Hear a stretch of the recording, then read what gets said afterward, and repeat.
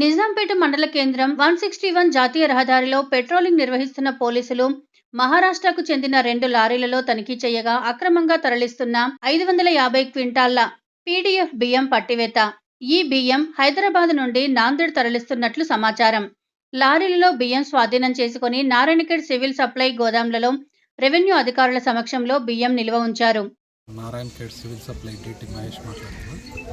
మనకి ఈరోజు ఉదయం నారాయణఖేడ్ పోలీస్ వారి నుంచి సమాచారం వచ్చింది, ఇట్లా అనుమానాస్పదంగా 2 లారీలు ఉన్నాయి, అందులో బియ్యం ఉందని చెప్పేసి.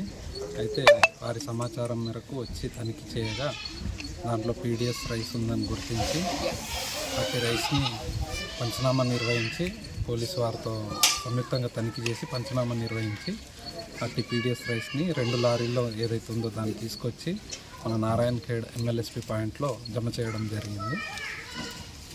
తర్వాత ఈ ఏదైతే ఉందో దీనిపైన కేసు ఫైల్ చేసి ఫర్దర్గా చర్యలు తీసుకుంటాం.